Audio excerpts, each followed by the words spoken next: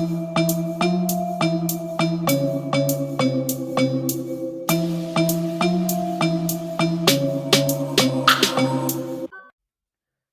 वालेकुम। अगर आप में से किसी ने अभी तक इस चैनल को सब्सक्राइब नहीं किया तो प्लीज़ इसे सब्सक्राइब कीजिए, लाइक कीजिए और शेयर कीजिए। तो आइए हम आज के लेक्चर की तरफ मूव करते हैं। हमारा आज का लेक्चर है स्पेलिंग मिस्टेक्स इन इंग्लिश, यानी कि इंग्लिश में जो हम स्पेलिंग मिस्टेक्स करते हैं, आज हम उसके हवाले से डिस्कस करेंगे कि आखिर वो कौन से थंब रूल्स हैं जिन्हें हम फॉलो करें तो हम अपनी स्पेलिंग मिस्टेक्स को ओवरकम कर सकते हैं। तो आज के लेक्चर में हम तीन चीजों के हवाले से डिस्कस करेंगे। सबसे पहले तो हम देखेंगे कि आखिर रीजंस क्या हैं जो हमसे बार बार स्पेलिंग मिस्टेक्स होती हैं। फिर उसके बाद उन स्पेलिंग मिस्टेक्स को ओवरकम करने के लिए कौन से थंब रूल्स हैं, स्टैंडर्ड रूल्स हैं, ये प्रिंसिपल्स हैं जिनको अगर हम फॉलो करें तो हम अपनी स्पेलिंग मिस्टेक्स को ओवरकम कर सकते हैं। और फिर लास्ट में देखेंगे कि what is the best trick, आखिर वो बेस्ट ट्रिक कौन सी है जिसे अगर फॉलो किया जाए तो हमारी स्पेलिंग मिस्टेक जो है उसमें कमी हो सकती है।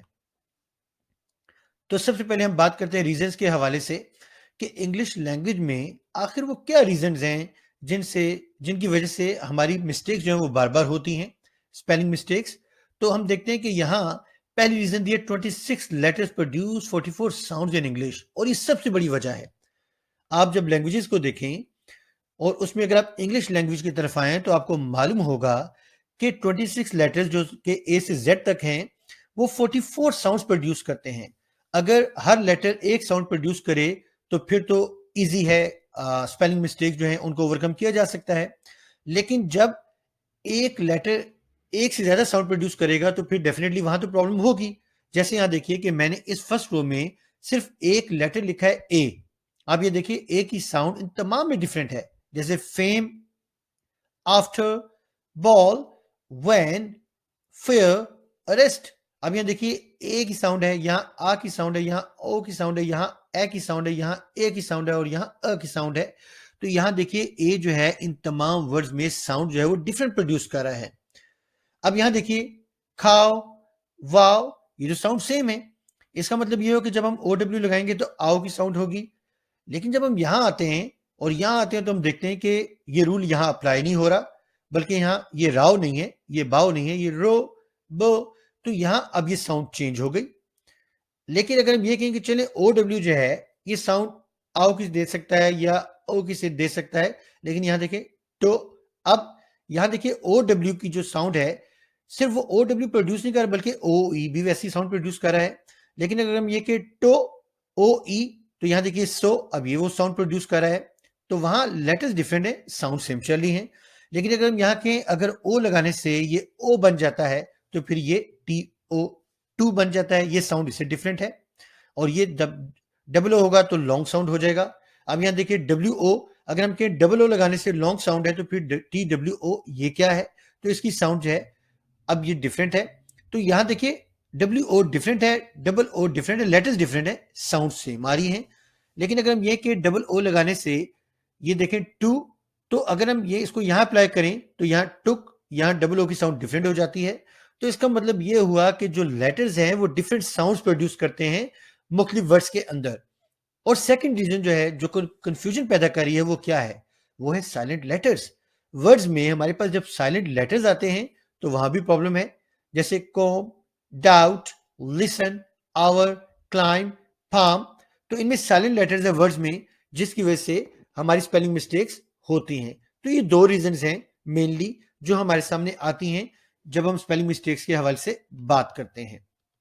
अब हम देखते हैं थंब रूल्स को कि आखिर वो कौन से थंब रूल्स हैं जिन्हें हम फॉलो करें तो हमारी स्पेलिंग मिस्टेक्स कम हो सकती हैं। तो हम सिर्फ आज चंद थंब रूल्स को डिस्कस करते हैं। तो फर्स्ट थंब रूल क्या है कि जब भी कोई, देखिए यहाँ वर्ड्स दिए हैं, मुख्तलिफ वर्ब्स हैं, ये जब सिंगल ई पर खत्म हो, याद रखिएगा मैं सिंगल ई की बात कर रहा हूं।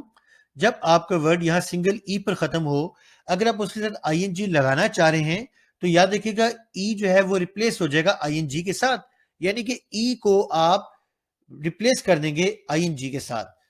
ई यहां देख लीजिए इन तमाम वर्ड्स में हमने लिखा ही नहीं है, यहां से हमने ओमिट कर दिया। तो याद रखिएगा जब भी कोई वर्ड ई पर खत्म हो रहा है, सिंगल ई पर, और अगर आप उसके साथ आईएनजी लगाना चाह रहे हैं तो ई को आप रिप्लेस कर देंगे और उसकी जगह पर आप आईएनजी की एडिशन कर देंगे।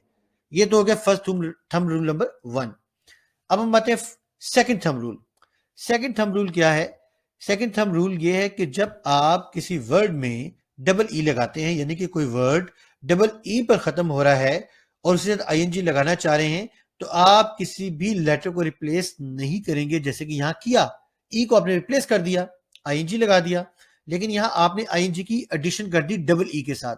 तो सिंगल ई आप इसको रिप्लेस कर देंगे और आईएनजी लिख देंगे। यहां डबल ई, इससे सिर्फ आईएनजी की एडिशन होगी, कोई भी लेटर आपने रिप्लेस नहीं करना। तो ये तो हो गया थंब रूल नंबर 2। अब हम आते हैं थंब रूल नंबर 3 की तरफ। थंब रूल नंबर 3 क्या है कि सिंगल वोवल प्लस कॉन्सोनेंट, यानी कि जब भी कोई वर्ड कॉन्सोनेंट लेटर पे खत्म हो रहा है और उससे पहले सिंगल वोवल साउंड है, यानी कि सिंगल वोवल है, तो क्या होगा कि उसके साथ अगर आपने आईएनजी ऐड करना है तो जो कॉन्सोनेंट लेटर है वो डबल हो जाएगा। यानी कि आप, लेट्स सपोज हम इसकी एग्जांपल ले लेते हैं। आप ये देखिए वर्ड किस पर खत्म हो रहा है? कॉन्सोनेंट लेटर पर। और उस कॉन्सोनेंट लेटर से पहले क्या है? सिंगल वोवल लेटर है। तो जब कॉन्सोनेंट लेटर से पहले सिंगल वोवल लेटर होगा और उसके साथ आपने आईएनजी लगाना है, तो जो लास्ट कॉन्सोनेंट लेटर है वो डबल हो जाएगा। आप यहाँ देख लीजिए, मैंने यहाँ टी को डबल कर दिए, यहाँ भी, यहाँ भी, यहाँ भी और यहाँ भी। ये तमाम लेटर जो है लास्ट लेटर्स डबल हो गए, क्योंकि उससे पहले एक सिंगल वोवल लेटर था। लेकिन यहाँ मैंने एक्सेप्शनल केस भी दिया। यहाँ देखिए, यहाँ भी एक कॉन्सोनेंट लेटर पे खत्म हो रहे हैं वर्ड और उससे पहले सिंगल वोवल लेटर है, लेकिन मैंने यहाँ इसको लेटर को सिंगल रहने दिया, यहाँ इसको डबल नहीं किया, क्योंकि ये एक्सेप्शनल है। याद रखिएगा, आप दुनिया की कोई भी लैंग्वेज ले लें, एक्सेप्शनल केसेस हमेशा वहां होते हैं, तो इंग्लिश में भी है, ऑल दो दे आर रेयर। तो यहाँ एक्सेप्शनल केसेस मैंने दे दिए 3, कि जब यहाँ ये वर्ड्स कॉन्सोनेंट लेटर पर खत्म हो रहे हैं और उससे पहले सिंगल वोवल लेटर है, तो ये डबल नहीं होगा कॉन्सोनेंट लेटर, बल्कि सिंगल ही रहेगा। हम बात करें जनरल थंब रूल की।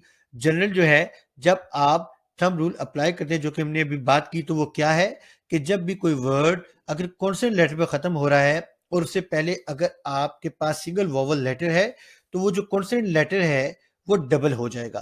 तो ये थंब रूल नंबर 3 है। ये स्टैंडर्ड रूल है जो कि हम अप्लाई करते हैं जब हम स्पेलिंग मिस्टेक्स के हवाले से बात करते हैं। ये तो हो गया सिंगल वोवल लेटर। अभी हम डबल वोवल्स की भी बात कर लेते हैं कि अगर कॉन्सोनेंट लेटर्स एंड पर हैं और उससे पहले अगर आप डबल वोवल लगाते हैं, तो याद रखिएगा कि कोई भी लेटर रिप्लेस नहीं होगा, कोई भी लेटर की एडिशन नहीं होगी। हमने सिंगल वोवल के साथ कॉन्सोनेंट देखा था, कॉन्सोनेंट डबल हो गया था आईएनजी में, लेकिन यहाँ डबल वोवल्स के साथ कॉन्सोनेंट लेटर एंड पर है, तो कोई भी चीज ऐड नहीं होगी, बल्कि सिंपल आईएनजी आप लगा देंगे, तो ऑटोमेटिकली आप देखिएगा कि स्पेलिंग मिस्टेक नहीं होगी। तो सिंगल वोवल का जो थंब रूल है वो डिफरेंट है और डबल वोवल्स के लिए थंब रूल डिफरेंट है। सिंगल वोवल के साथ जब कॉन्सोनेंट लेटर होगा तो वो कॉन्सोनेंट डबल हो जाएगा जब आप आईएनजी लगाएंगे।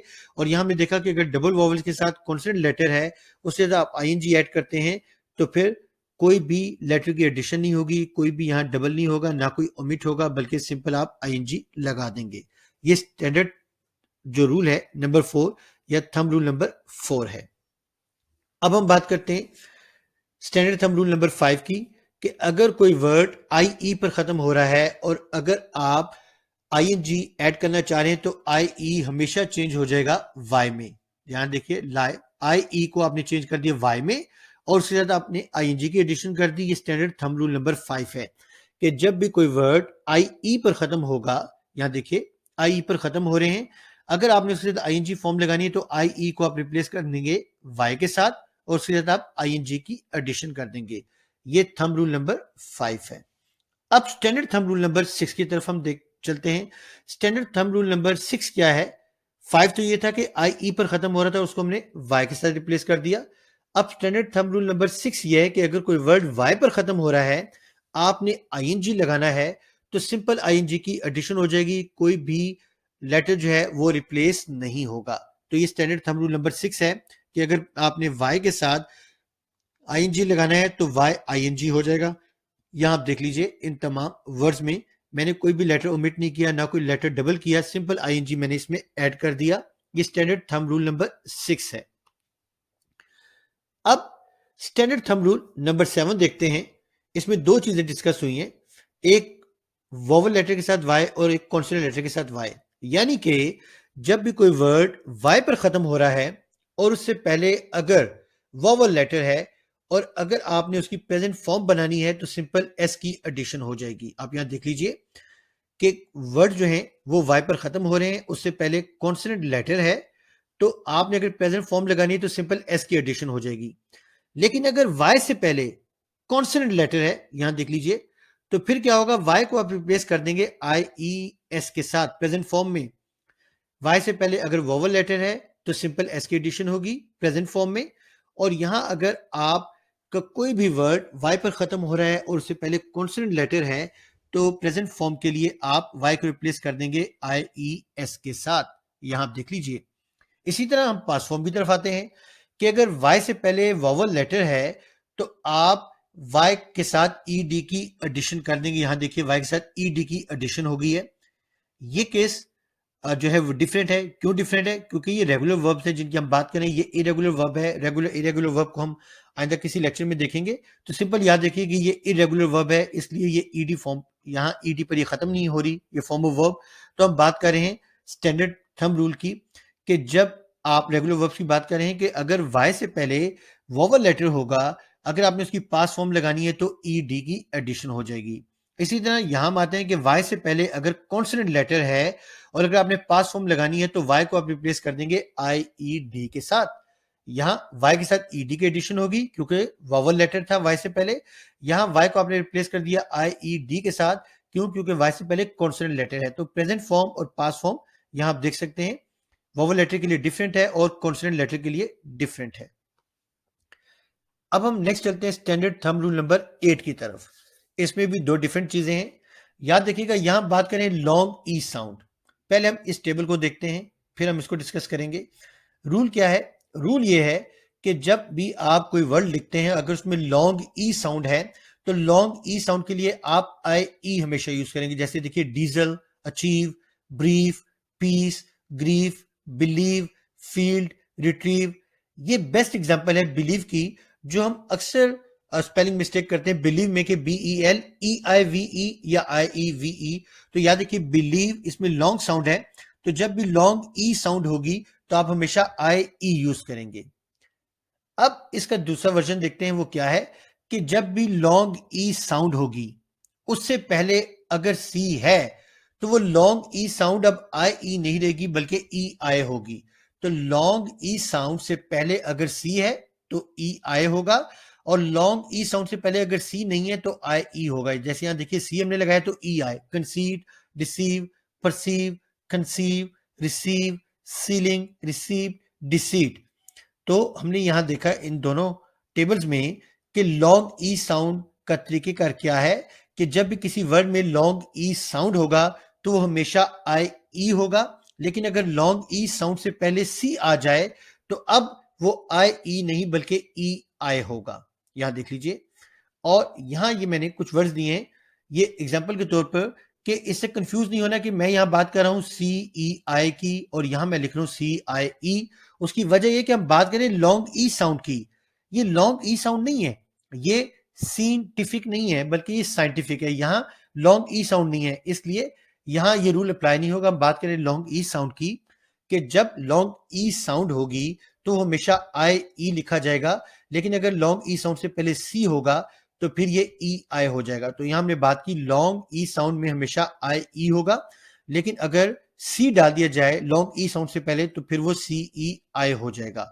ये थंब रूल नंबर 8 है। अब हमने जैसे कि शुरू में बात की थी बेस्ट ट्रिक की, तो बेस्ट ट्रिक क्या है स्पेलिंग मिस्टेक्स को ओवरकम करने के लिए? वो ये है कि आपने क्या करना है कि डेली इंग्लिश राइटिंग प्रैक्टिस करनी है फ्रॉम अ न्यूज़पेपर। कोई सा भी इंग्लिश का न्यूज़पेपर ले लीजिए और आपने करना क्या है कि उससे कोई से भी आर्टिकल आप चूज कर लीजिए और उस आर्टिकल को देखकर आपने सिर्फ 10 से 15 मिनट डेली लिखना है। आपने इसके लिए कोई डिक्शनरी कंसल्ट नहीं करनी, ना ट्रांसलेशन में जानी है, ना स्ट्रक्चर्स के हवाले से आपने कुछ वहां देखना है। किसी भी चीज में नहीं पढ़ना, आपने सिर्फ एक न्यूज़पेपर लेके उसमें से कोई सा भी आर्टिकल चूज कर लीजिए इंग्लिश न्यूज़पेपर में से, और उस आर्टिकल में से एक दो पैराग्राफ आप ले लीजिए। डेली 10 से 15 मिनट जो है आपने उसकी प्रैक्टिस करनी है, वहां से देखकर सिर्फ आपने लिखना है। आप ये डेली जब प्रैक्टिस करेंगे तो यकीन मानिए कि 2.5 से 3 महीने के बाद आप देखेंगे कि आपकी स्पेलिंग मिस्टेक्स बहुत कम हो गई हैं, ये ना होने के बराबर हैं। आपकी इस कदर जबरदस्त प्रैक्टिस हो जाएगी, क्योंकि जब आप डेली 10 से 15 मिनट प्रैक्टिस करेंगे उस न्यूज़पेपर के आर्टिकल को देखकर लिखेंगे, सिर्फ लिखना है, तो आप देखिएगा कि कई ऐसे वर्ड्स हैं जो बार-बार आपके सामने आएँगे, जिनकी रेपिटेशन हो रही है। और क्या होगा कि रेपिटेशन से आपकी वो प्रैक्टिस इतनी ज़बरदस्त हो जाएगी कि आपको कोई भी वर्ड बोला जाएगा तो आपको उसमें सोचने की ज़रूरत ही नहीं पड़ेगी, ना किसी रूल की ज़रूरत पड़ेगी। वो प्रैक्टिस आपको बता देगी कि आपने उस वर्ड को कैसे लिखना है और उसके स्पेलिंग क्या होंगे। तो स्टूडेंट, ये था आज का लेक्चर जिसमें हमने 3 चीज़ों को डिस्कस किया। सबसे पहले हमने ये देखा कि आखिर वो क्या रीज़न्स हैं जिनकी वज़ह से इंग्लिश में हमसे स्पेलिंग मिस्टेक्स होती हैं। हमने 2 मेन रीज़न देखी। फिर उसके बाद हमने स्टैंडर्ड 8 थंब रूल्स देखे कि जिनको अगर हम फॉलो करें तो हमारी स्पेलिंग मिस्टेक्स बहुत कम हो सकती हैं।